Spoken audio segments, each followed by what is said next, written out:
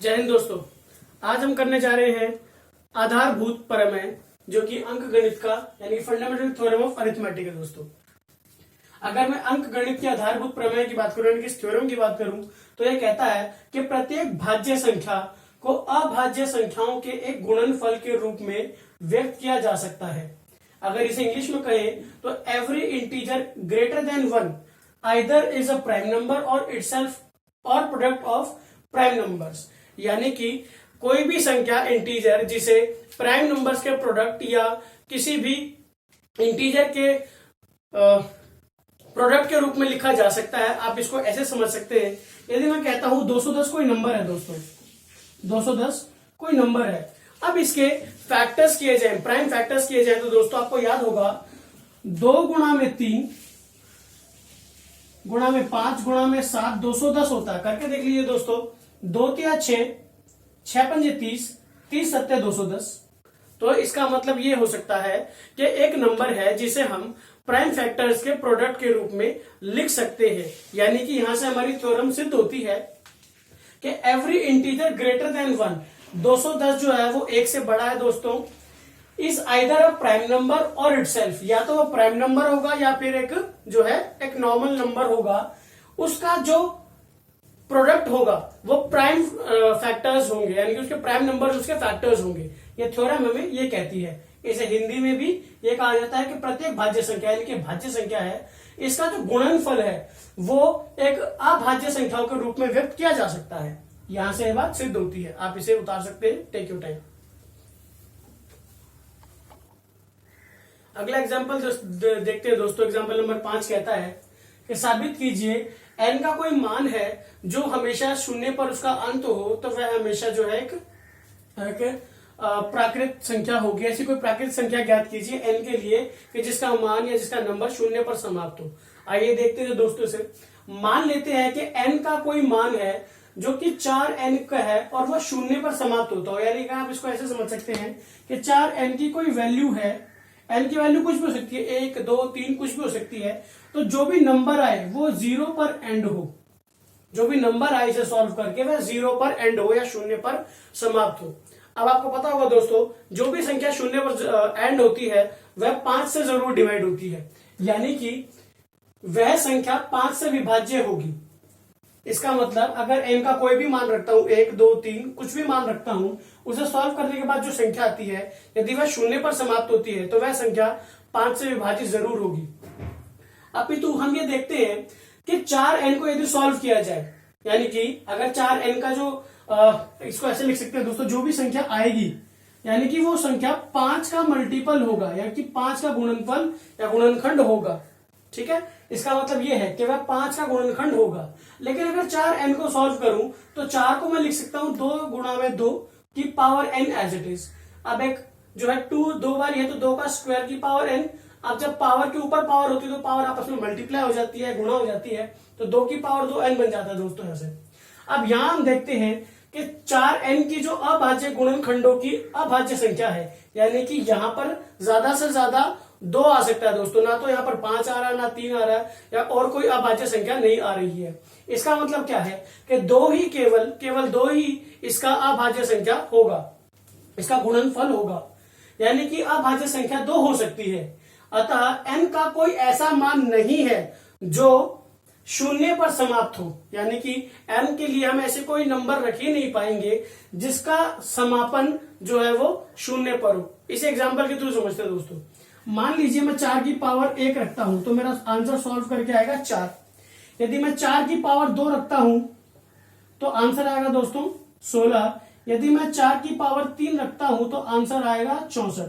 ऐसे करते करते दोस्तों याद रखना, कभी भी यूनिट प्लेस पे यानी कि इकाई की जगह पर कभी भी शून्य नहीं आएगा। 4 का आप कोई भी मान रख लो, n की पावर आप कुछ भी रख लो, हमेशा इकाई की जगह पर कभी भी शून्य पर यह सब चीज समाप्त नहीं होगी। आई होप आपको समझ में आएगा दोस्तों। आप इसे उतार सकते हैं, टेक योर टाइम।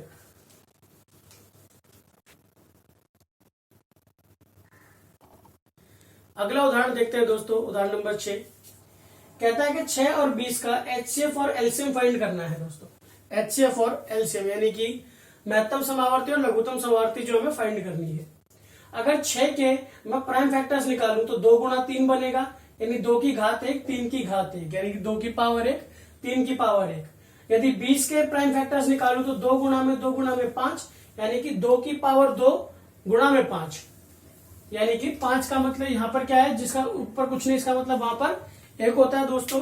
अब एचसीएफ की बात करते हैं, तो एचसीएफ निकालने के लिए जो कॉमन नंबर्स होते हैं, जो उभयनिष्ठ नंबर होते हैं, उनकी सबसे छोटी पावर को देखना होता है। तो इनमें कॉमन नंबर क्या है दोस्तों, 2 और 2।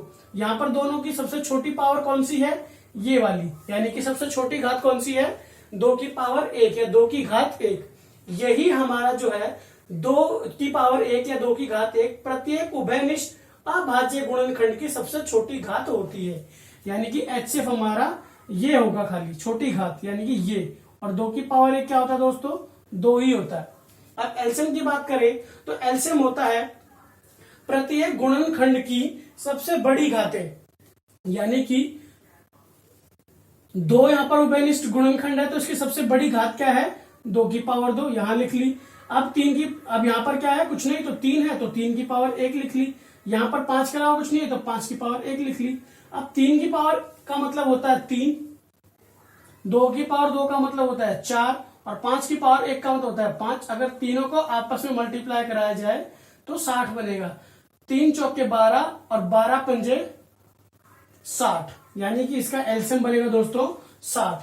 आई होप आपको यह बात समझ में आई होगी। अब यहां से एक छोटी सी चीज मैं आपको समझाना चाहता हूं, ध्यान दीजिएगा दोस्तों। यहां से इतनी बात आपको समझ में आ गया, आप इसे कॉपी कर सकते हैं। यहां से एक छोटी सी बात मैं आपको समझाना चाहता हूं।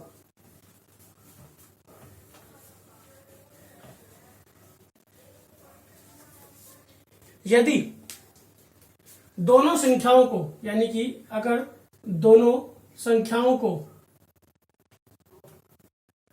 संख्याओं को यदि गुणा कर दिया जाए, दोनों संख्याओं को गुणा कर दिया जाए,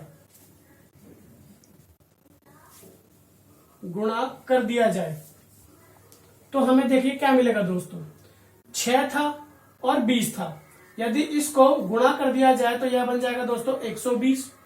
अब देखते हैं क्या एचसीएफ और एलसीएम को गुणा करने पे हमारा क्या नंबर बनता है। एचसीएफ था दोस्तों हमारा 2, एलसीएम था हमारा दोस्तों 60, तो यह बनता है दोस्तों 120। तो यहां से एक बात समझ में आती है कि एचसीएफ गुणा में एलसीएम हमेशा बराबर होगा दोनों संख्याओं के गुणनफल के, दोनों संख्याओं के गुणनफल के।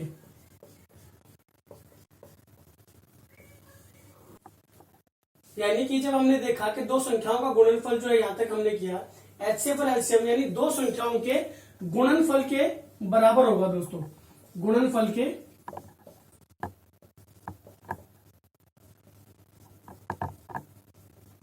यानी कि प्रोडक्ट ऑफ टू नंबर्स।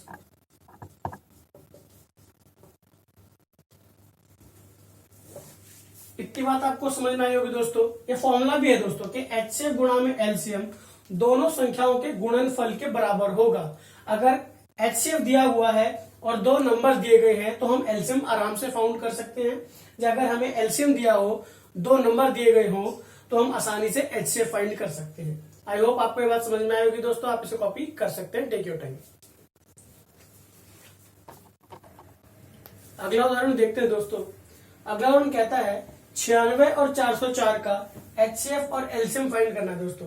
अभी पीछे मैंने बताया था कि कैसे दो संख्याओं का अगर गुणनफल हो तो वह हमेशा एलसीएम और एचसीएफ के गुणनफल के बराबर होता है। तो हम इसी का उपयोग करेंगे दोस्तों फॉर्मूले का। सबसे पहले 96 का प्राइम फैक्टराइजेशन करते हैं तो हमें मिलेगा 2 की घात 5 गुणा में 3 की घात 1। 404 का करते हैं दोस्तों तो मिलेगा 2 की घात 2 गुणा में 101। अब यहां पर पहचानने वाली बात क्या है दोस्तों, एचसीएफ। एचसीएफ फाइंड आउट करने के लिए हमेशा हमें कॉमन नंबर देखना होता है, या कॉमन उभयनिष्ठ नंबर जो है वो देखना होता है। और यह देखने के बाद यह तय करना होता है कि इसकी सबसे छोटी घात कौन सी है। सबसे छोटी घात कौन सी है? सबसे छोटी घात यहाँ पर 2 5 और 2 2, ये दोनों कॉमन नंबर है दोस्तों यहाँ पर। तो 5 बड़ा है 2 बड़ा है? 5 बड़ा है, यानी कि छोटा क्या है 2, यानी कि 2 की घात 2 आपका एचसीएफ होगा। यानी 2 की घात 2 क्या होता है 4। अब आगे एलसीएम फाइंड करना है दोस्तों। अब मेरे पास एचसीएफ है और दो संख्याएं हैं, तो क्या मैं एलसीएम इस फॉर्मूले की मदद से नहीं निकाल सकता? बिल्कुल निकाल सकता हूं।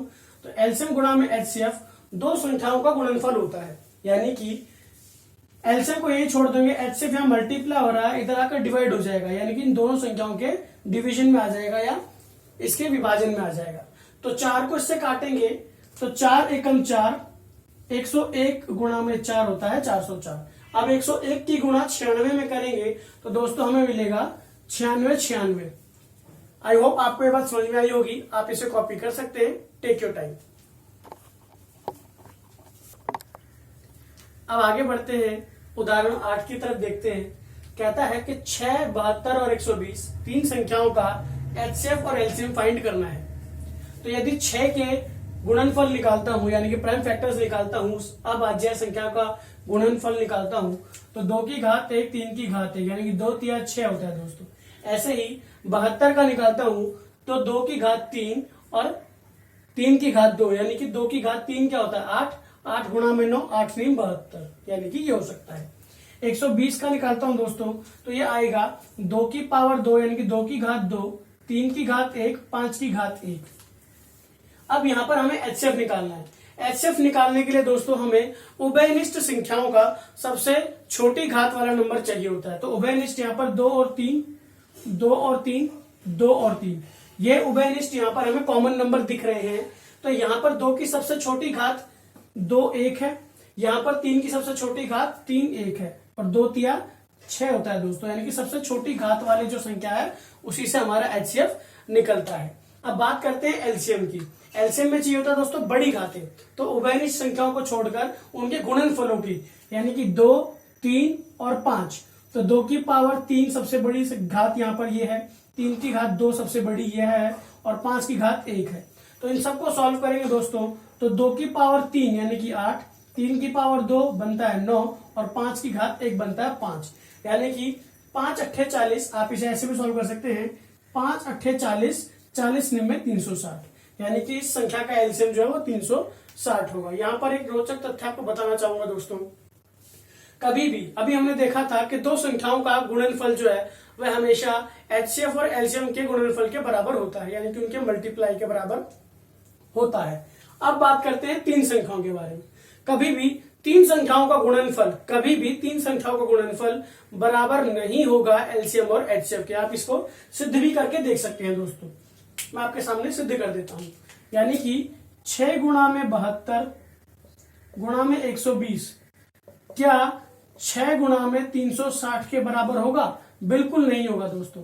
तो यही कथन यहां पर हमें साबित करना था कि तीन संख्याओं का गुणनफल कभी भी एलसीएम और एचसीएफ के बराबर नहीं होता, कि गुणनफल के बराबर नहीं होता। आई होप आपको ये बात समझ में आई होगी दोस्तों। आप इसे उतार सकते हैं, टेक योर टाइम।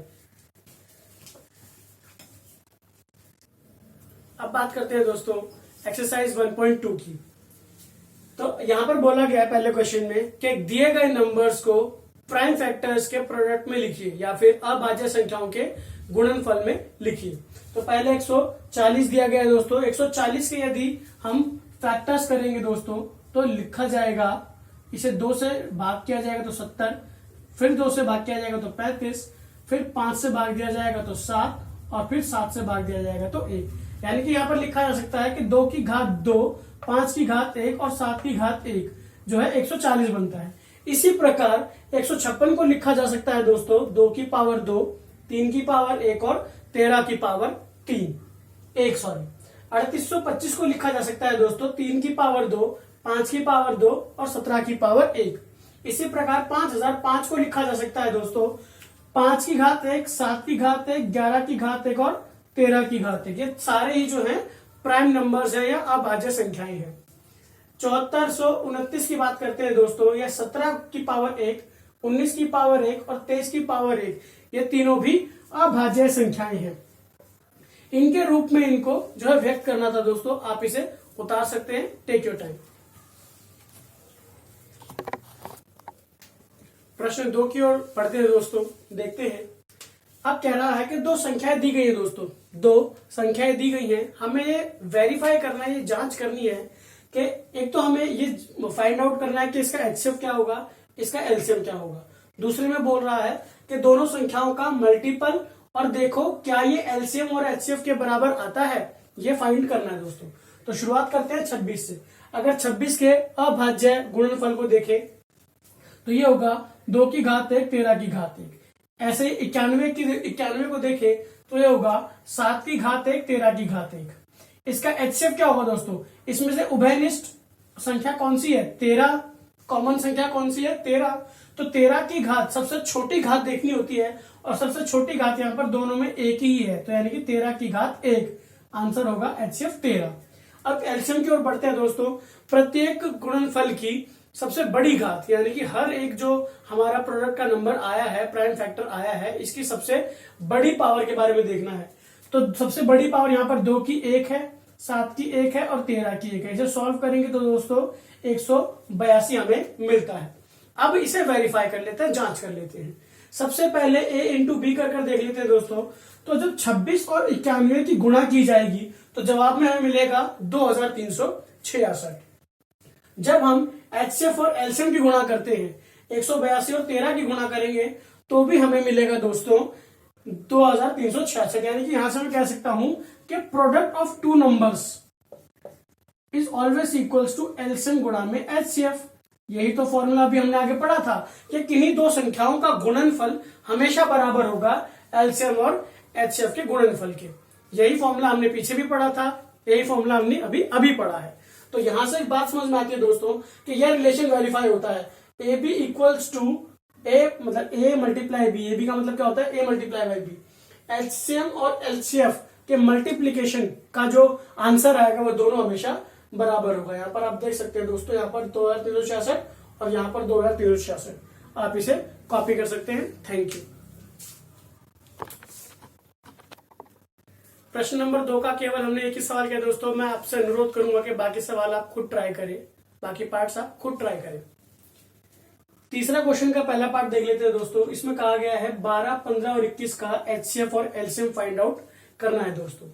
तो आप यहाँ पर एक बात गौर कीजिएगा, 12 का यदि मैं प्राइम फैक्टर करूं यानी कि इसकी अभाज्य गुणनफल निकालूं तो 2 की पावर 2 और 3 की पावर 1 यानी कि 2 की घात 2 और 3 की घात 1 इसका जो है गुणनफल होगा। ऐसे ही 15 का होगा दोस्तों 3 की घात 1 5 की घात 1। ऐसे ही 21 का होगा दोस्तों 3 की घात 1 और 7 की घात 1। तो यहां से मुझे समझ में आता है कि सबसे कॉमन नंबर यहाँ पर 3 है दोस्तों। 3 तीनों जगह आ रहा है। आप इसे देख सकते हैं कि 3 यहां पर भी आ रहा है, यहां पर भी आ रहा है और यहां पर भी आ रहा है, यानी कि ये एक उभयनिष्ठ नंबर है, यानी कि एक कॉमन नंबर है। तो कॉमन जो नंबर है उसकी सबसे छोटी घात, सबसे छोटी पावर देखनी होती है एचसीएफ निकालने के लिए। तो सबसे छोटी घात यहाँ पर 1 ही है दोस्तों, तो 3 की घात 1 का मतलब 3 ही होता है। अब एलसीएम निकाले तो सभी गुणनफल के बड़ी घात जो है वो हमें देखनी होती है। तो 2 यहां पर है तो 2 की सबसे बड़ी घात 2, 3 की 1, 5 की 1 और 7 की 1। इन सब का जो है मल्टीप्लीकेशन किया जाए, गुणा किया जाए तो 420 निकल कर आता है दोस्तों। बी पार्ट देखे दोस्तों, बी पार्ट कराने का मकसद मेरा बहुत साफ है। ये तीनों ही संख्या जो है प्राइम नंबर्स है, यानी कि अभाज्य संख्याएं हैं। तीनों ही संख्या अभाज्य है। जब भी कभी सभी नंबर प्राइम नंबर्स हो या अभाज्य नंबर हो तो बिना शक के दोस्तों आप लिख सकते हैं कि उसका एचसीएफ 1 होगा, उसका एचसीएफ 1 होगा। बिना कुछ कैलकुलेशन के आप इसको लिख सकते हैं कि जब भी प्राइम नंबर्स होते हैं उनका एचसीएफ हाईएस्ट कॉमन फैक्टर या महत्तम समावर्ती हमेशा 1 होती है। अब रही बात इनके एलसीएम की, तो सबसे बड़ी बात, क्योंकि जब एचसीएफ 1 है तो सबसे बड़ी घात इन नंबर्स की 1 ही होगी दोस्तों गुणनफल की। तो इनको गुणा किया जाए तो 11339 जो है आपका जवाब आएगा। बाकी के आगे पार्ट्स आप खुद एक बार ट्राई करें दोस्तों। आई होप आपको समझ में आया होगा, आप इसे कॉपी कर सकते हैं। Take your time. अगले प्रश्न की ओर बढ़ते हैं दोस्तों। चौथे क्वेश्चन देखते हैं। कहता है दो संख्या दी गई है 306 और 657, उनका एचसीएफ का मान जो है वो 9 दिया गया है दोस्तों। क्वेश्चन में कहा गया है कि आप एलसीएम फाइंड आउट कीजिए। तो एलसीएम फाइंड आउट करने का तरीका आप लोगों को बहुत अच्छे से अब पता चल चुका होगा कि यदि एचसीएफ और एलसीएम को गुणा कर दिया जाए तो दोनों संख्याओं के गुणनफल के बराबर होता है। तो यहाँ पर एचसीएफ जो है मेरा 9 है, एलसीएम में निकालूंगा। यहाँ पर एचसीएफ मल्टीप्लाई हो रहा है, इधर अगर डिवाइड हो जाएगा दो संख्याओं के गुणनफल के नीचे। तो यानी जब मैं इसे काटता हूं तो इसे काटूंगा तो 9 एकम 9, इसे काटता हूं तो 9 तिया 27 दोस्तों, ठीक है, 3 बचता है तो 4 में 36, तो 34 की गुणा 657 से तो आपका आंसर आएगा दोस्तों 22,338। आई होप आपको इस समझ में आएगा दोस्तों, आप इसे कॉपी कर सकते हैं, टेक योर टाइम। अगले प्रश्न की ओर बढ़ते हैं दोस्तों। क्वेश्चन नंबर 5 जो है वो कहता है कि अब साबित कीजिए कि 6 की घात n के कोई नेचुरल नंबर है जो शून्य पर समाप्त होती हो। ये पिछले एक उदाहरण की तरह ही है दोस्तों। अगर मैं मान लेता हूं, हम पता है कि कोई भी धनात्मक प्राकृत संख्या यानी पॉजिटिव नेचुरल नंबर अगर 0 पर एंड होगा, शून्य पर एंड होगा, तो वह हमेशा 5 से विभाज्य होगा, वह हमेशा 5 से डिवाइड होगा। यानी कि उसके अभाज्य गुणनखंडों में, यानी कि उसके प्राइम फैक्टराइजेशन में 5 का मल्टीपल या 5 का गुणनफल अवश्य देखने को मिलेगा। अब एक बार 6n को देख लेते हैं, इसको तोड़ते हैं दोस्तों प्राइम फैक्टर्स में, अभाज्य संख्याओं में, तो ये देखने को मिलता है 2 गुणा में 3 की पावर n। तो ये इसका मतलब इसकी भी पावर है और ये इसकी भी पावर है, यानी ये 2 की पावर n गुणा में 3 की पावर n है। लेकिन यहां हमें देखने को मिला कि 6 की पावर n जो है इसके गुणनफल है अभाज्य गुणनखंडों में केवल 2 और 3 है, 5 तो है ही नहीं। लेकिन हमने क्या पाया था कि यदि शून्य पर समाप्त होता हो तो वह 5 से विभाज्य होगा, यानी कि उसके गुणनफल में या उसके गुणनखंडों में 5 अभाज्य संख्या जरूर देखने को मिलेगी। लेकिन यहाँ केवल 2 और 3 देखने को मिल रहा है, यानी कि 6n किसी भी प्राकृत संख्या n के लिए शून्य पर समाप्त नहीं होगी। इसे आप फिर से ऐसे समझ सकते हैं, यदि मैं 6 की पावर 1 रखता हूं तो 6 मिलेगा, 6 की पावर 2 रखता हूं तो 36 मिलेगा। यानी कि इकाई की संख्या पर कभी भी शून्य नहीं आएगा। आप इसकी घात कुछ भी रख लीजिए, आप 6 की घात 3 रखेंगे तो यह बनेगा 216। क्लियर है दोस्तों, यानी कि इसके इकाई पर कभी भी शून्य नहीं आएगा, इसके यूनिट प्लेस कर कभी भी 0 नहीं आएगा। यानी कि n कोई नेचुरल नंबर है, इसकी मान कुछ भी हो सकता है, इसका नंबर कुछ भी हो सकता है, लेकिन कभी भी यह नंबर सॉल्व करने पर 0 पर एंड नहीं होगा। आप इसे उतार सकते हैं दोस्तों, टेक योर टाइम।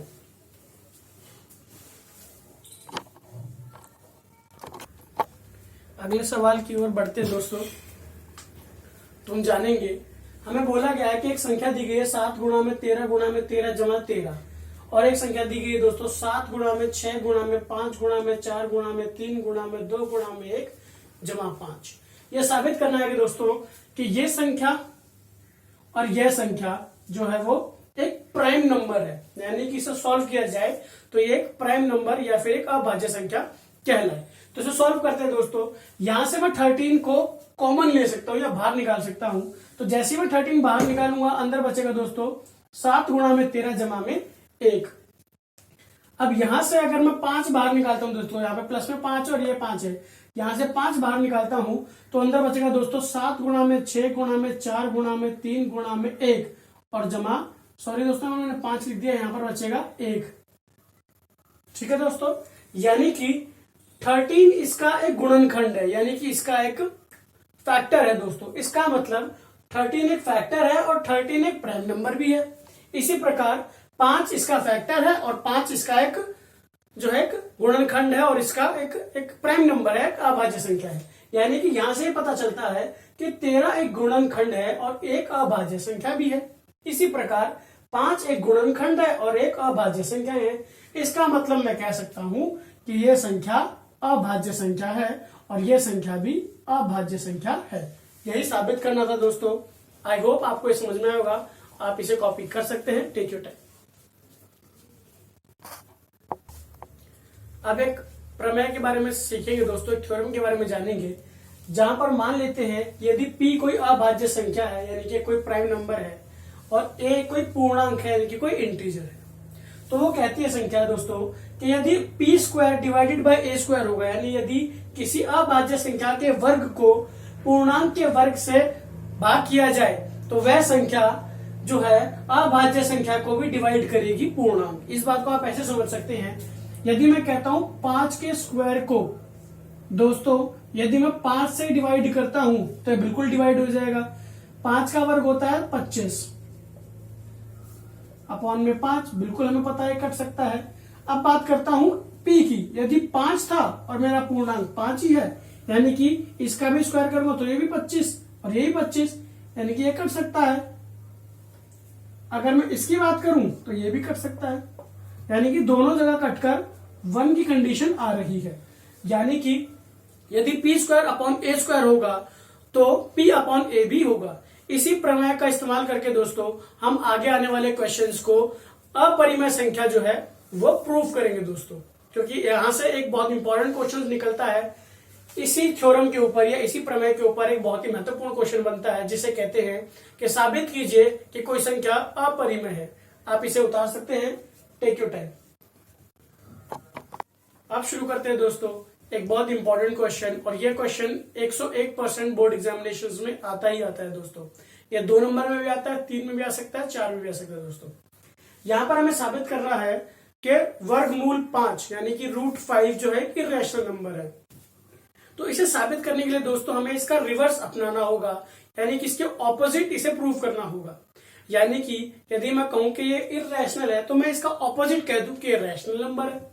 अगर मेरी अजम्पशन, मेरा जो लेट किया गया चीज है वही आखिर में जाके गलत प्रूव हो जाएगा या कॉन्ट्राडिक्टरी फैक्ट हमारे सामने आ जाएगा, तो यानी कि हमने लेट गलत किया था, गलत माना था, तो इस वजह से वो क्या होगा, रैशनल ना होकर इर्रेशनल हो जाएगा, परिमेय ना होकर अपरिमेय हो जाएगा। तो मान लेते हैं कि वर्गमूल 5 एक परिमेय संख्या है। अब मैंने बताया था कि किसी भी परिमेय संख्या को p/q की फॉर्म में लिख सकते हैं, तो a/b की फॉर्म में से लिख सकते हैं, जहां पर a और b जो है वो सहअभाज्य संख्याएं हैं। सहअभाज्य संख्याओं को इंग्लिश में कहा जाता है दोस्तों को प्राइम नंबर्स। क्या कहा जाता है दोस्तों, को प्राइम नंबर्स, जहां पर b कभी भी 0 के बराबर नहीं हो सकता। यदि 0 के बराबर होगा b तो किसी भी संख्या के नीचे जब b या 0 आ जाता है दोस्तों तो वह नॉट डिफाइंड बन जाता है, वह अनंत बन जाता है।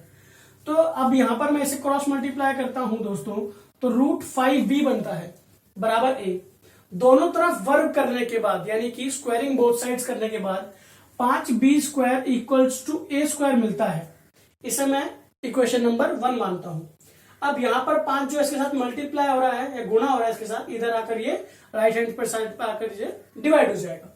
यानी कि अभी हमने पीछे एक थ्योरम पढ़ी थी दोस्तों, यदि a स्क्वायर को कोई संख्या डिवाइड करती है, मतलब अगर किसी नंबर के स्क्वायर को डिवाइड करता है कोई नंबर, तो वह उसके नंबर को भी डिवाइड करेगा। पीछे एक थ्योरम पढ़ी थी हमने दोस्तों, ठीक है। यदि कोई प्राइम नंबर को कोई संख्या डिवाइड करती है तो वह उसके जो है नंबर को भी डिवाइड करेगी। यानी कि अगर a स्क्वायर डिवाइड हो रहा है 5 से तो a भी डिवाइड होगा 5 से। ये थ्योरम हमने पढ़ी थी। इसे मैं कथन 1 मान लेता हूं या कथन a मान लेता हूं।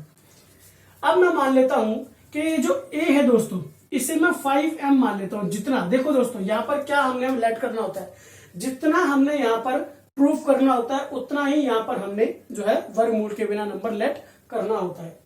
अब यहां पर कोई भी आप n ले सकते हो, m ले सकते हो, x ले सकते हो, कुछ भी ले सकते हो।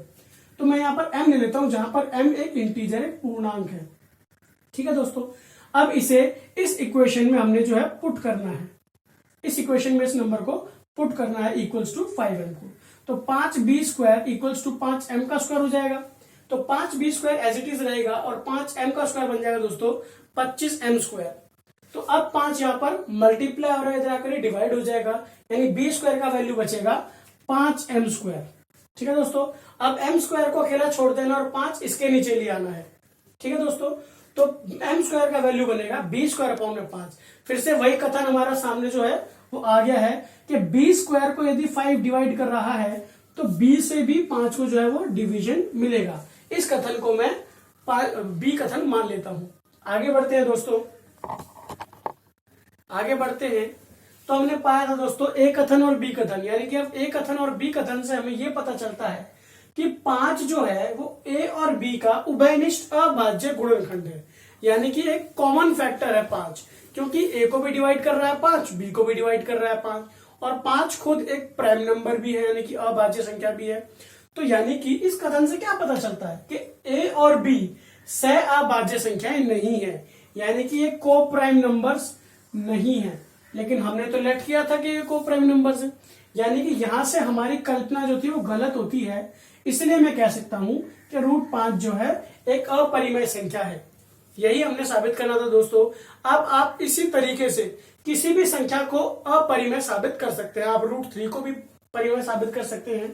आपको साबित करने को क्वेश्चन में आएगा √3, √2, √7, √11, √13, आप कोई भी नंबर को इसी तरीके से जो है आप अपरिमेय साबित कर सकते हैं। आई होप आपको ये समझ में आया होगा दोस्तों, आप इसे उतार सकते हैं। Take your time. एक नए सवाल की ओर बढ़ते हैं और जानते हैं। अब हमें साबित करना है कि 3 जमा 2√5 एक अपरिमेय संख्या है। तो उसके ठीक विपरीत हम क्या मान लेंगे कि यह एक परिमेय संख्या है। अब परिमेय संख्या है तो ये जरूर a/b की फॉर्म में लिखा जा सकता होगा, जहां पर a और b सह अभाज्य पूर्णांक है, एक इंटीजर है, जहां पर b कभी भी 0 के बराबर नहीं हो सकता। अब दोस्तों देखो, यहाँ पर 3 जो है वो जमा हो रहा है, वो राइट हैंड साइड पर जाकर वो माइनस हो जाएगा। तो अब यहाँ पर एलसीएम लेकर सॉल्व करेंगे दोस्तों, तो यहाँ पर आएगा a-3/b, यहां पर जो है ये आ जाएगा दोस्तों आपका।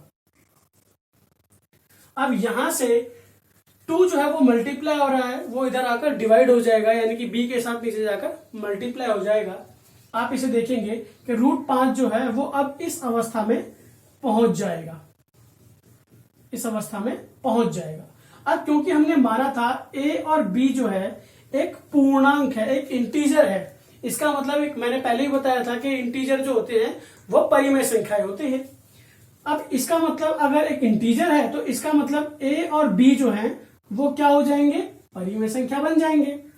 अगर ये परिमेय है तो इसके बराबर में √5 है। इक्वालिटी का साइन बीच में है, समानता का निशान बीच में, इसका मतलब क्या है, यदि लेफ्ट हैंड साइड परिमेय है तो राइट हैंड साइड भी परिमेय होगा। यानी कि इस कथन से √5 वर्गमूल 5 भी एक परिमेय संख्या होगा। लेकिन अभी हमने पीछे प्रूफ किया दोस्तों कि √5 क्या है, एक अपरिमेय संख्या है, जो कि असत्य है। यानी कि ये वाली बात जो यहां पर लिखी गई है ये क्या है, असत्य है, झूठ है, यानी कि हमारी कल्पना गलत होती है। इसका मतलब क्या कहा जा सकता है दोस्तों कि √2 √5 जो है एक अपरिमेय संख्या है। आपको ये समझ में आएगा दोस्तों, आप इसे उतार सकते हैं। साथ ही साथ यहाँ पर हमारे भाग 2 का अंत होता है दोस्तों। जितने भी इंपॉर्टेंट क्वेश्चंस, परिमेय और एग्जाम्पल्स थे दोस्तों, वो सब मैंने आप तक पहुंचाने का प्रयत्न किया है। आप जरूर मेरे प्रयासों को बताएं कि आपको कैसा लगा। लाइक करें, शेयर करें और सब्सक्राइब करें मेरे चैनल को, और पढ़े मेरे साथ दोस्तों। पढ़ेगा इंडिया तभी बढ़ेगा इंडिया। धन्यवाद।